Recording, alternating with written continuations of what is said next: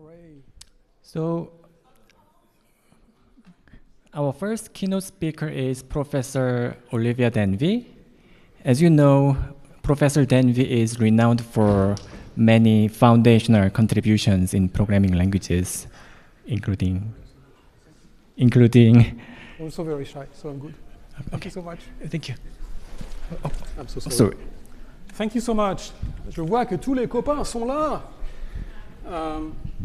This talk is about a simple problem due to Yves Bertot. I would like to thank Hack2Ho and Yule Sui for the invitation. And SAS is a big conference, it's a huge honor. I will try to make it worth your time. And the thanks recapitulate to all the successive organizers of SAS, all the way back to Patrick Couzeau and Radia Couzeau. So this talk is generally analytical rather than specifically about static program analysis. So thank you for bearing with that. So more foundational than about the assumption than the contribution. So the way it is structured is with a progressive series of exercises where a pattern can be identified and then abstracted, and then the end result coincides with something else. Okay, so it's a demo of the values of being analytical to make an exploration, and is born in the classroom. So overall, it's a fun exploratory lab session where the students can experience a computational and a mathematical adventure. And I have it from good authority, namely Christopher Strachey. In 1963, in a letter when he was working as a head master, I found in the Bodleian library something that he wrote, and I picked the quote, which is really great. And it is that we should encourage the young people who are now learning about computers to feel some of the spirit of intellectual adventure, which I think computing can engender. So going to live up to that. Christopher Strachey was a giant, obviously. We are lucky to have his last PhD student, Peter Mosses, this week is giving 2 talks, and he's standing on the shoulders of that giant. So no pressure on him, but you really should attend these 2 talks. So the challenge today is that our students are insecure and their knowledge is fragmented and kaleidoscopic. And so that's the bad news. The good news is that they have one survival skill. They understand what the teacher wants and they deliver exactly that. Okay? And that's the angle for the teacher. You want to connect with your students and elicit anything from them. You have that which is actionable.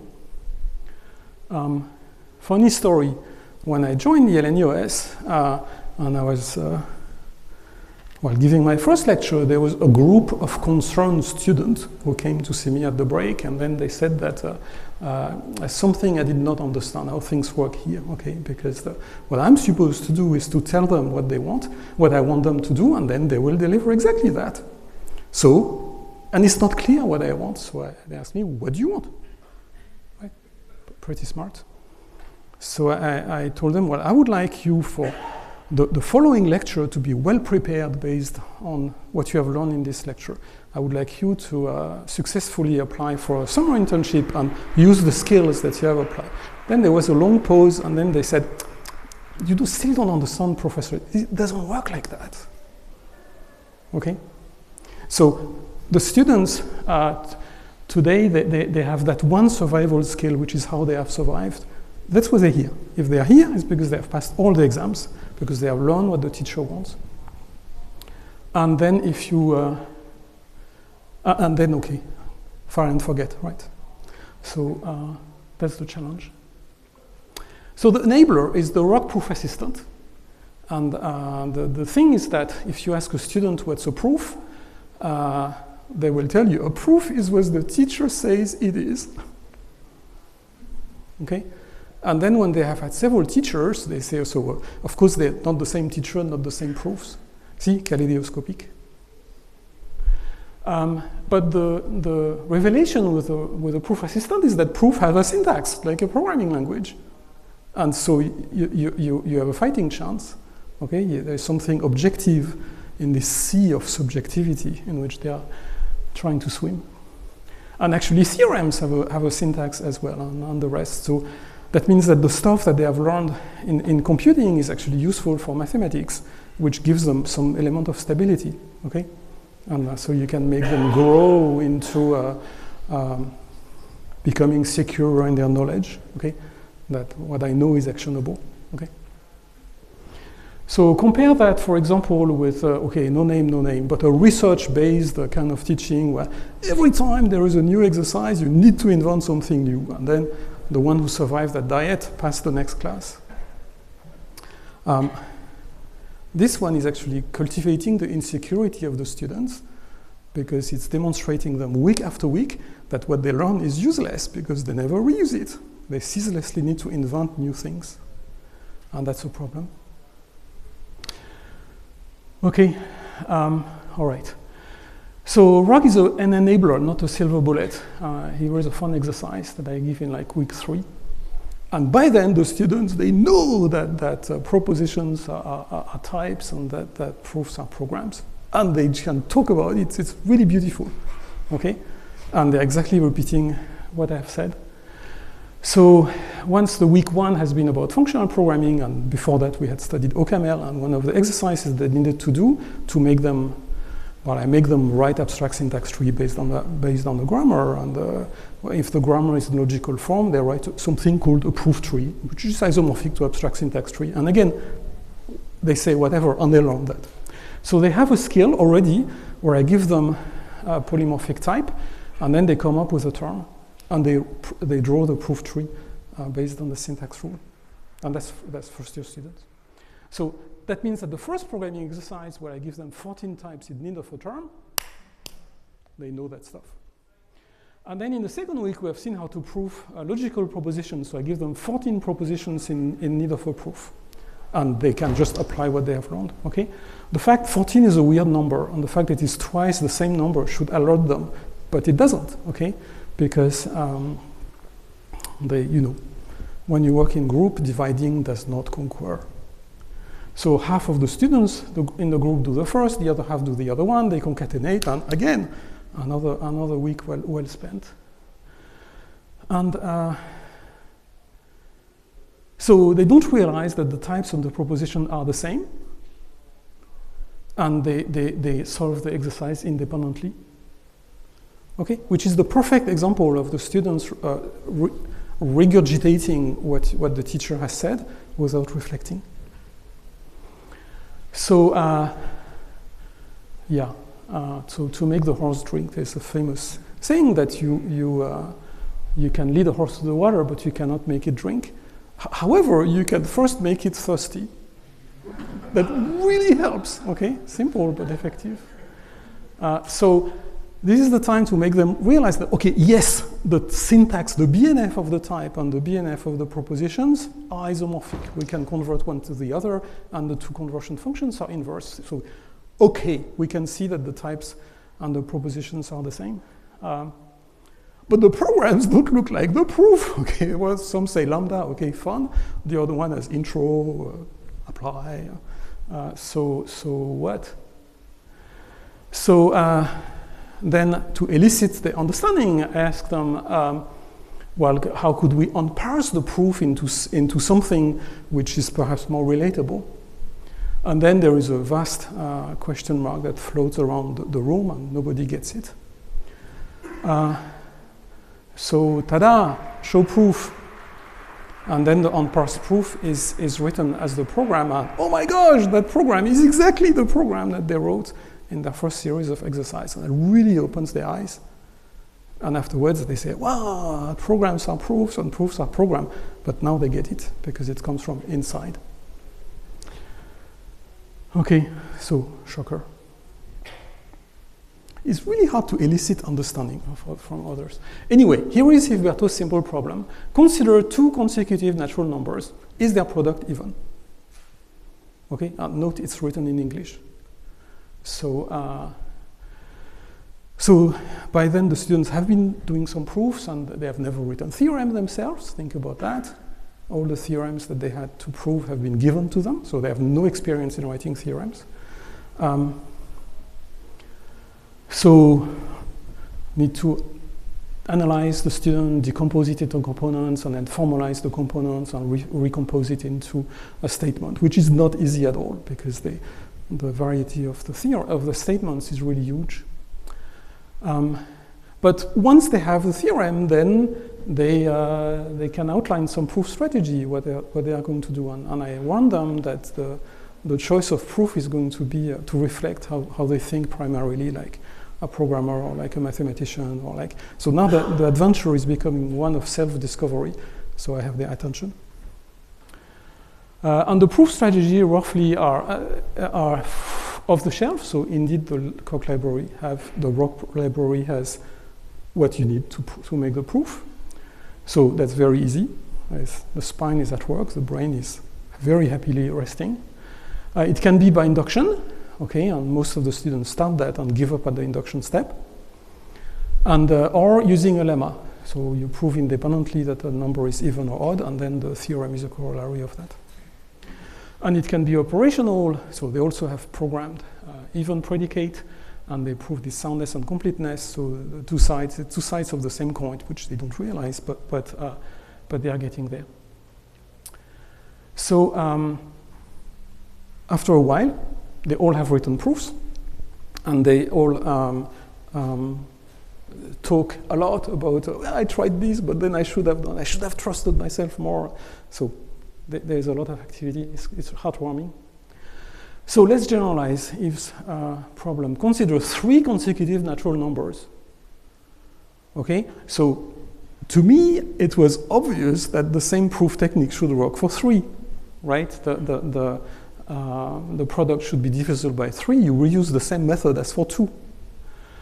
But for the students who have been raised in a diet of invent your way, they don't reuse what they have done. So they're nurturing their insecurity. So, but a bit of reflection makes them realize that, yes, their product should be divisible by 3, and the argument is, well, okay, either it's equal to 0, modulo 3, or 1, or 2, and then there are 3 cases instead of 2, and yeah, it works. But the product is also divisible by 2, because 3 consecutive numbers include 2 consecutive numbers, and we just saw that it was divisible by 2, so divisible by 6. And if we generalize them to 4 consecutive natural numbers, then the same reasoning applies, should be divisible by 4, by the same rule, and that's an easy one. But they're also divisible by 3, because the product of 4 consecutive numbers includes the product of 3 consecutive numbers, and by 2. So, by 24. Now, do the proof scale as they go, okay? And they realize that only the induction proof scales, all the other ones are just growing and becoming unmanageable, but not the induction proof. Surprise. So here is a third generalization. Consider 5 consecutive numbers. So again, should be divisible by 5, but also by 4, and also by 3, and also by 2, so 120. And by then, these numbers, 2, 6, 24, and 120, they have seen them before, namely when they were writing unit tests for the factorial function. So, that's a property.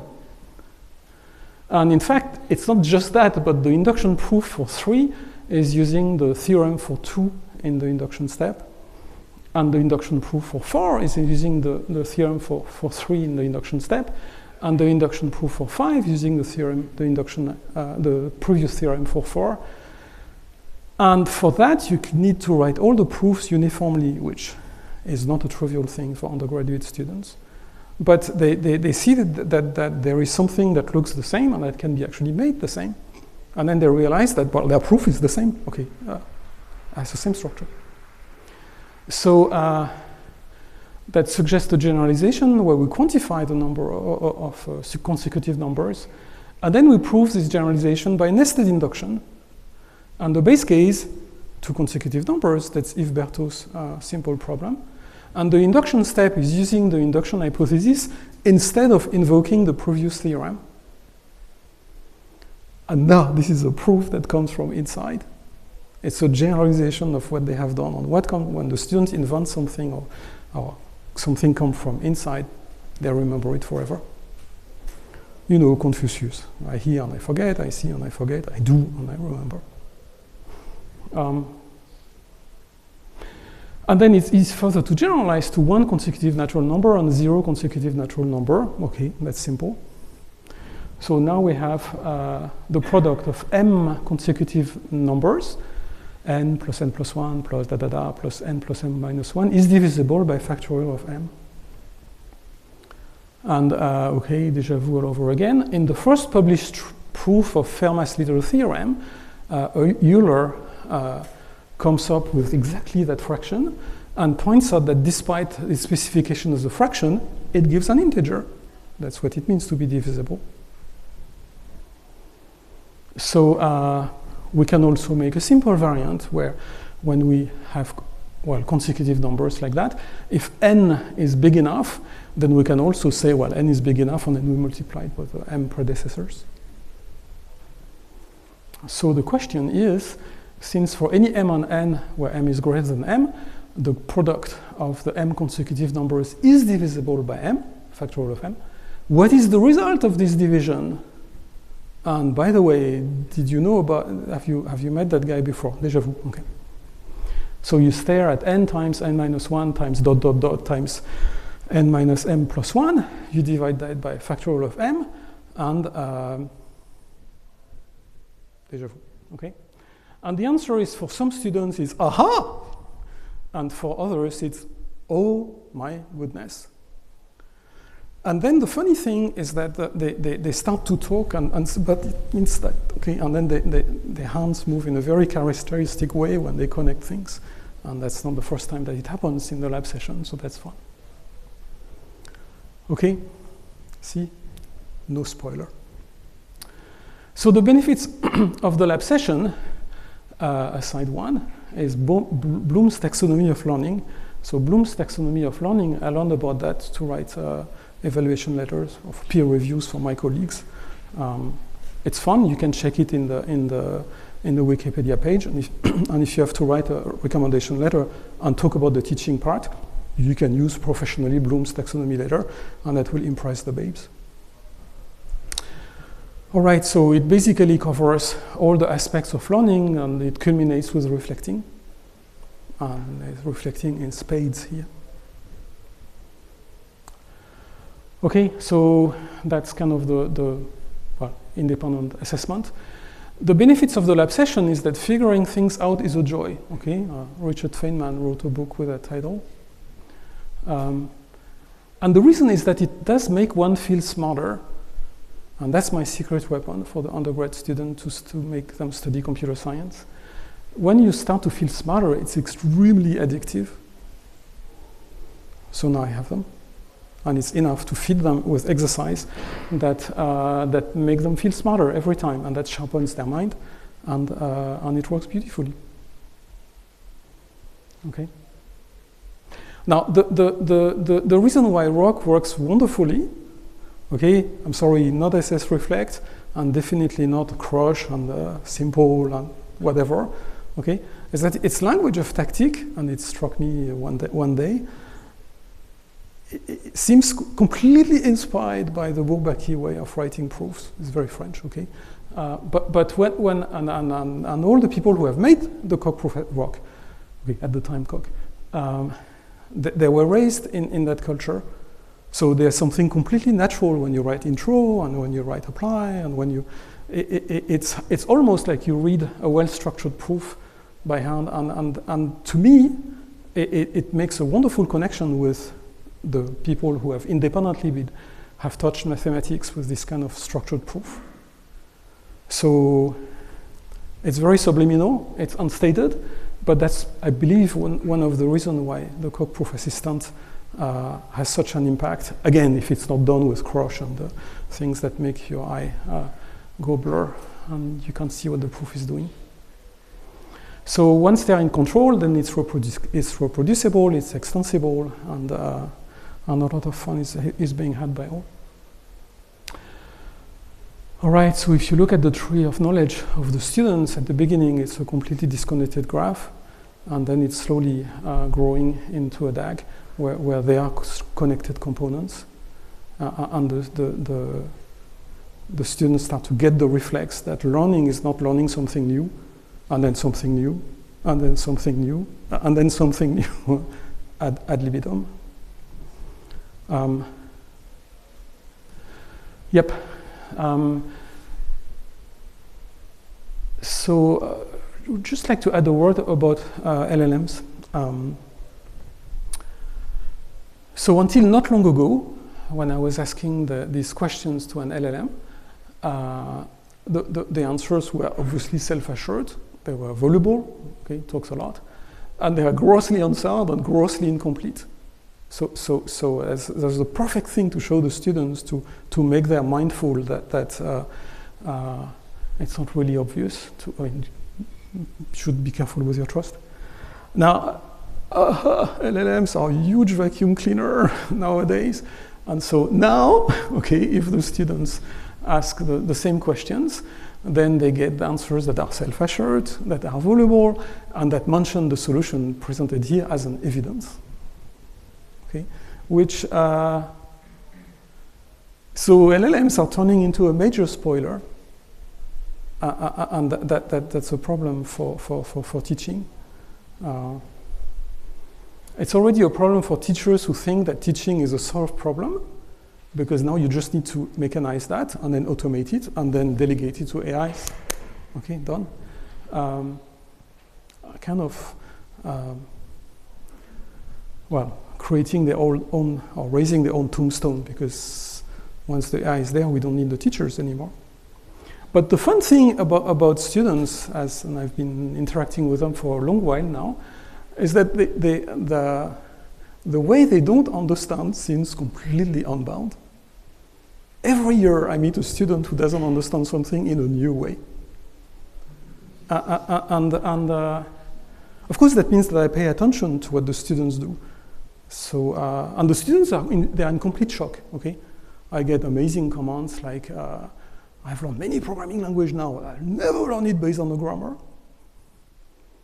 Okay, so the most important thing linguistically about programming language compared with natural language, okay, it's not the linguists that are kind of running after the language trying to describe a best approximation of and then upgrading it every now and then. Well, in programming language, not so. The grammar is not describing the language, it is prescribing the language. And if it is not syntactically correct, it is not correct.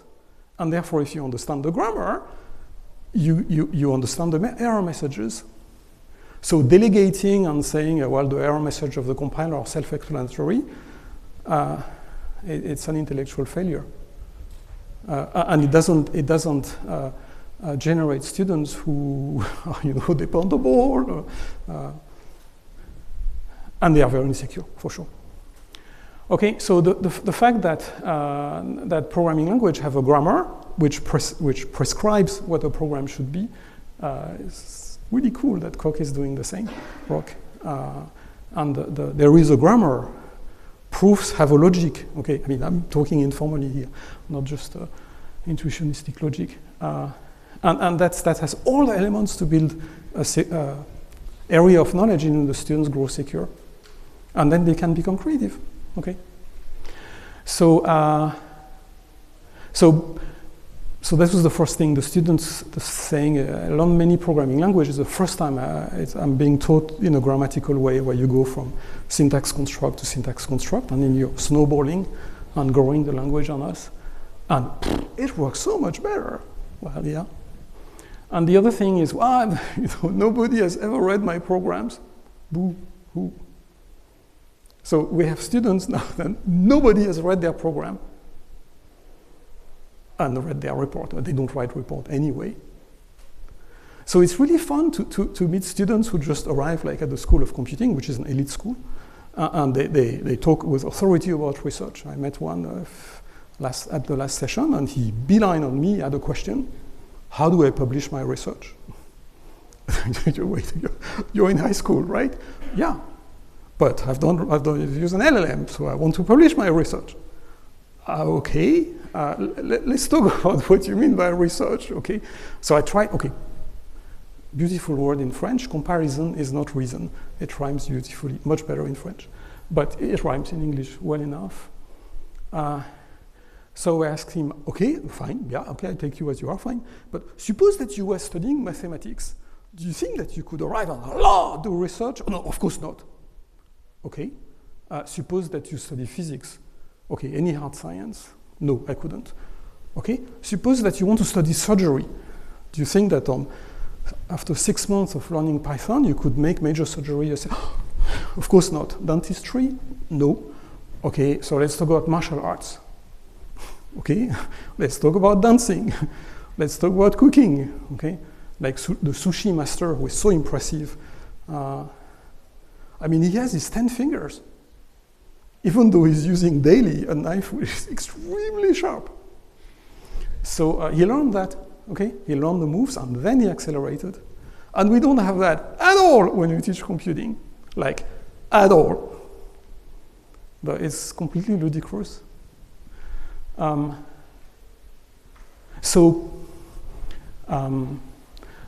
are going to make it worse. This is just a warning that I wanted to state. So you need a teacher who talks to the students, okay, who exercise empathy, who identify the errors on why he or she is making the error. Okay,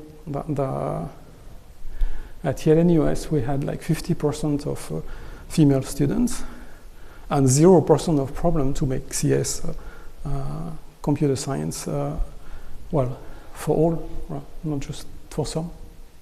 And it was just based on being systematic and being logical and using grammars and giving feedback and so on. And it also worked at SOC, so the students are liking that. And yes, they have to work more, but on the other hand, they kind of they pass a threshold when they realize, wow, when I'm writing my report, it forces me to articulate what I'm doing. And then it actually, I understand better. I make progress by describing what I'm doing.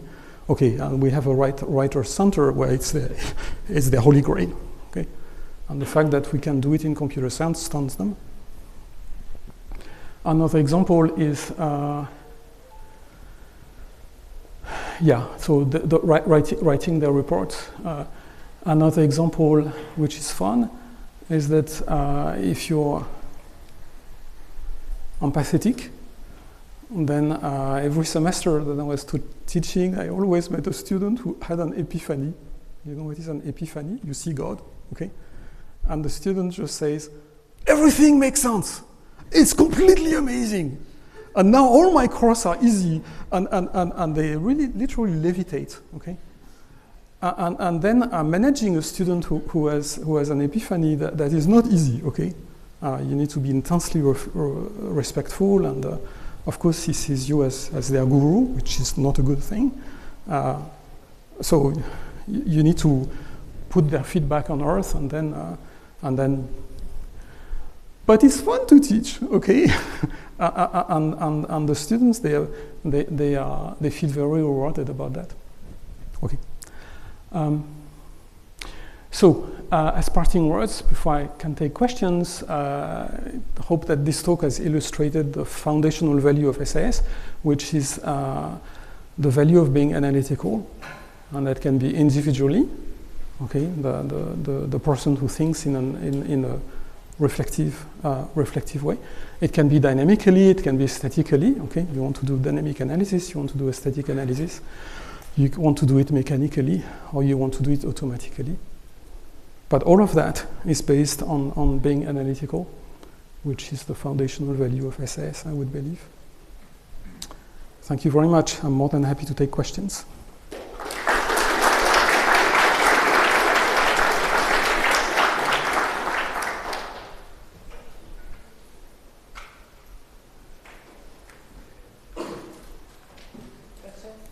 If there are no questions, I can tell you a couple more stories.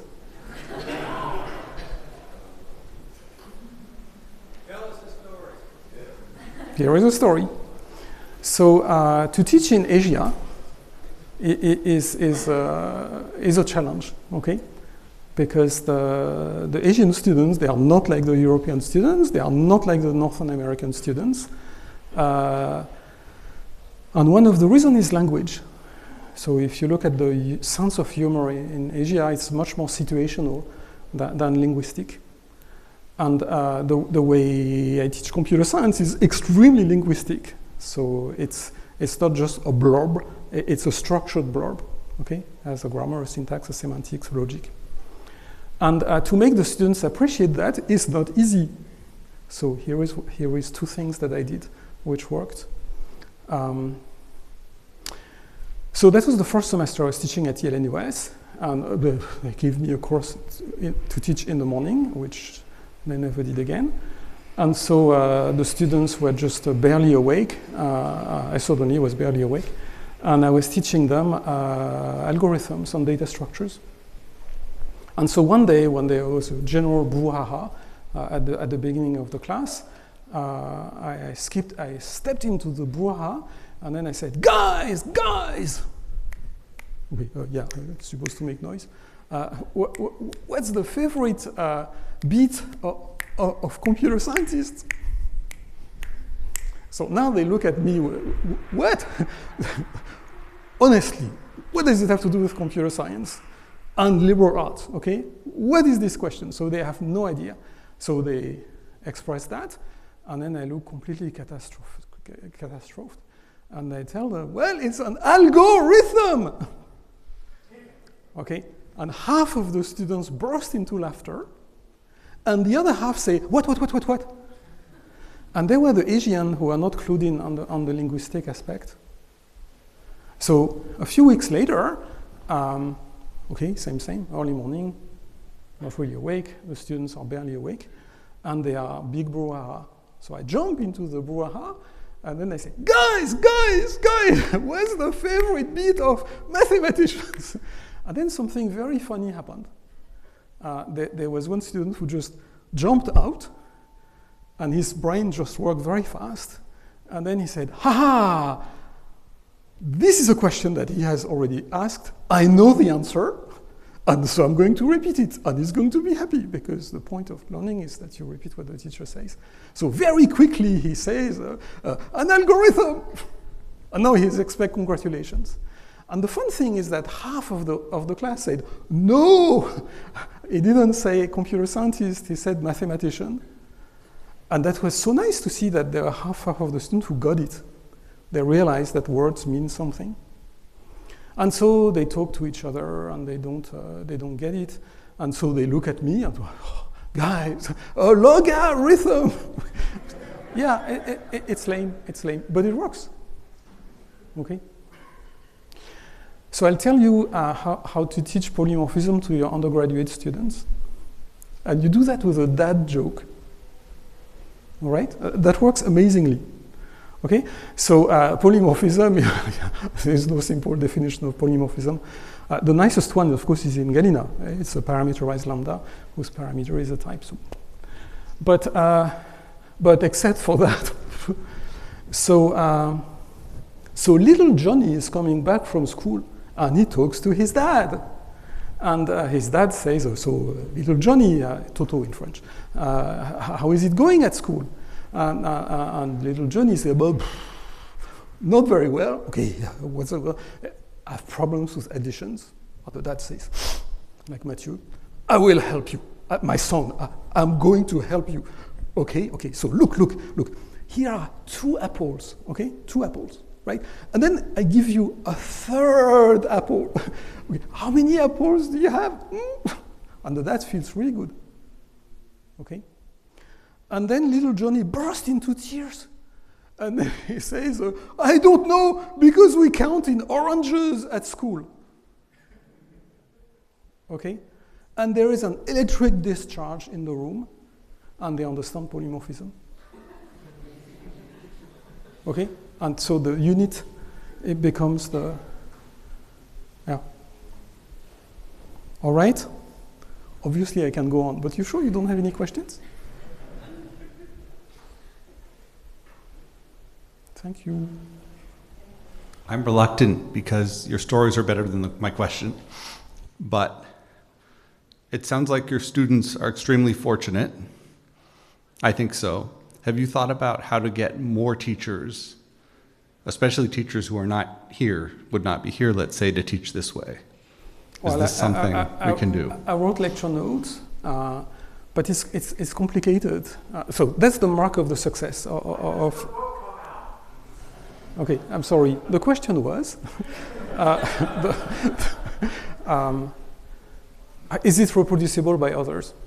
Okay. So at Yale-NUS, that was not a question because there was nobody else who wanted to mix liberal arts and computer science together. So I needed to invent everything from scratch. And then the standard reaction. So one of the things that works amazingly well. Okay.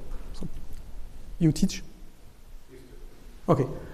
So how many times in the classroom have you heard the voice of all the students in the classroom? Okay, and the answer is never. It's hard. But never. Yeah. Not all of them. So the trick which I implemented is to write a theater play about the process of figuring things out. It requires a lot of empathy. And then the students have access to the theater play and you make them read it, one after the other. And then they read with the tone and they use the words and and that's really, really critical. I remember teaching in Denmark and I was teaching scheme, all right? And at the end of the semester, there were still students who had not connected the word scheme and the way it was written. So they were saying, scum? So, and that's because they did not speak. So writing theater plays about not what you want to tell them, because you can always tell, but how they should figure it out. So the problem with teaching is nobody tells you how to learn and how to understand. So writing theater plays where the students enact their learning and talk, and there is one, and it's not character based. There is no character evolution. It's not like literature. That activates all the students, and I thought that that's something that would be reproducible easily, but then I'm told that it is not. So yeah. Yeah. So I'm sorry, I don't have any good answer to your good question. Yeah, we don't. Thank you. Thank you too.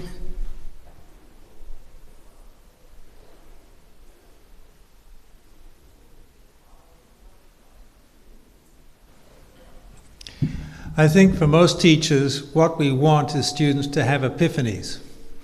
What we assess is their written work, their programs, their essays, whatever, and that has been a poor proxy for detecting when epiphanies have occurred. As you point out, with large language models, that whole process of assessing written outputs is defunct now. It doesn't work. So do you have any thoughts about how to assess which students have had the epiphany or not?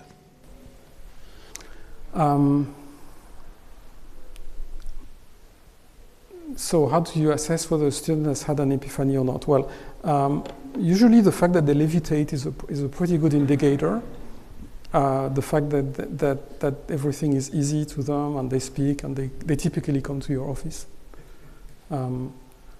But that's only one per semester, so it's very much an outlier. But it's there, so you cannot ignore it. But it's kind of hard because nobody has read. But I mean, it's the same for mathematicians. I remember talking to Peter Axel at the INRIA week where there was Wojciechowski and all the big shots. Okay, so that was a whole week in Sophia Antipolis. 10 years ago or more. And I went to talk to each of the mathematicians that I could, and this is all of them, and I asked them, do you read the proof of the other people when you review their papers? And each of them said, of course not. Okay, why? And what do you do? Okay, and Peter Axel told me, well, I mean, I look at the statement of the theorem, I vaguely look at it, and I try to figure it out, and if I'm convinced, okay, good enough. So that explains at the end of that meeting why Vladimir Vodevodsky accepted his love for the Rocq Proof Assistant, because there was someone who checked his proofs, which nobody does. So that's a real problem in mathematics, and there's a problem everywhere else. How do you want to improve your writing? Well, it requires others. So how do you automate that? And another story about Wojciechowski. So Magritte, this is not a pipe, okay? That's kind of the background of the story. A pointer is not what is being pointed at, and so on. So at the end of the meeting, Wojciechowski gives this talk, and it was hilarious, absolutely hilarious. He was giving the first talk of every computer scientist who has never given a talk. So he said, blah, blah, let me show you my code. And then he showed us his code and his code, and he was talking about his code, and he felt great. Nobody understood a word, obviously, because it's his code, right? So there was no like, here is the structure of the code and the way it works. No, look, it's... Anyway, at the end of his talk, everybody important speaks, and at one point, well, there are so many important things to say, so there is a silence. And so I grabbed the microphone, and then I asked him, well, how does he feel about writing his proof and that his proof is being checked? And then he said, oh, it's so great, it's such a relief, and so on. And then I saw something extremely unusual. Yves Bertot, the guy there, flat out running across the, he was running, and he grabbed the microphone, and then he said, but these proofs are not proofs, they are representation of proof. And that's so great.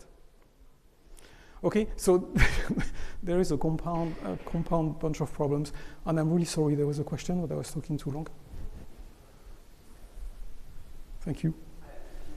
I didn't want to take away another story. Do you have more stories? I'm sorry? Okay, just a quick one. I think you may have covered this already. Sorry if I missed it. What does it mean to be analytical?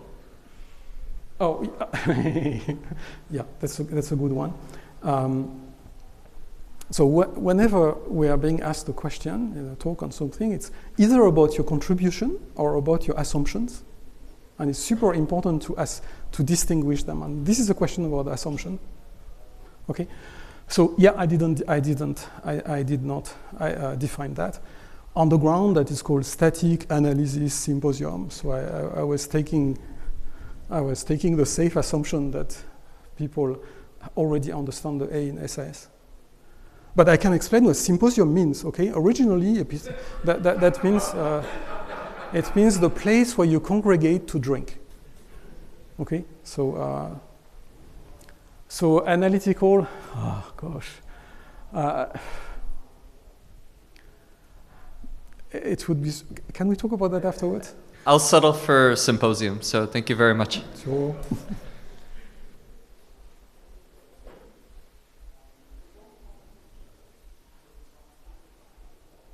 All right. Thank you so much.